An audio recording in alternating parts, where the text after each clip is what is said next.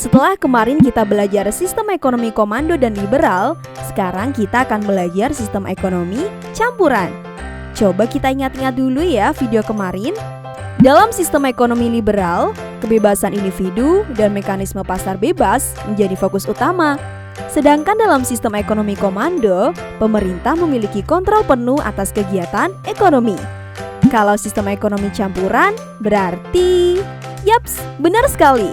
Sistem ekonomi campuran ini mengombinasikan sistem ekonomi liberal dan komando. Artinya dalam sistem ekonomi ini ada peran penting bagi sektor swasta dan pemerintah dalam mengatur aktivitas ekonomi. Jadi sistem ekonomi ini memiliki presentasi yang adil ya antara peran masyarakat dan pemerintah. Lebih lengkapnya, yuk simak penjelasanku ini ya. Kamu bisa melihat di pasar negara India ini. Di sana ada pedagang dengan konsumen sedang melakukan tawar-menawar. Ya, di negara ini harga-harga ditentukan sendiri oleh mekanisme pasar.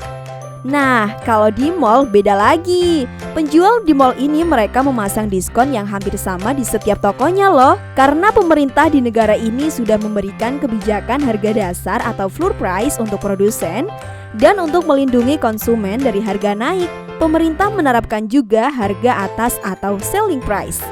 Sama seperti India, Filipina juga menggunakan sistem ekonomi campuran. Di sini perusahaan swasta dan perusahaan milik negara yang berjalan beriringan untuk melakukan kegiatan ekonomi di sini. Pemerintahnya juga melakukan intervensi dengan membuat peraturan, menetapkan kebijakan fiskal, moneter, serta membantu dan mengawasi kegiatan swasta. Sistem ekonomi campuran ini bisa dibilang sangat unik ya.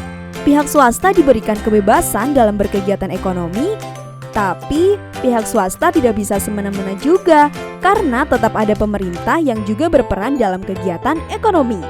Jadi, kedua pihak tidak ada yang merasa diunggulkan ya. Sistem ekonomi campuran memiliki kelebihan dan kekurangan. Kelebihannya termasuk pertumbuhan ekonomi yang seimbang dan perhatian terhadap kesejahteraan sosial. Namun, mungkin ada ketidaksetaraan ekonomi yang perlu diatasi oleh pemerintah. Oh iya, dari sistem ekonomi tradisional, liberal, komando, dan campuran yang dipakai di berbagai negara itu, kenyataannya tidak ada negara yang benar-benar murni memakai sistem ekonomi ya. Kalau di Indonesia, memakai sistem ekonomi apa ya? Nantikan jawabannya di video selanjutnya. Dadah!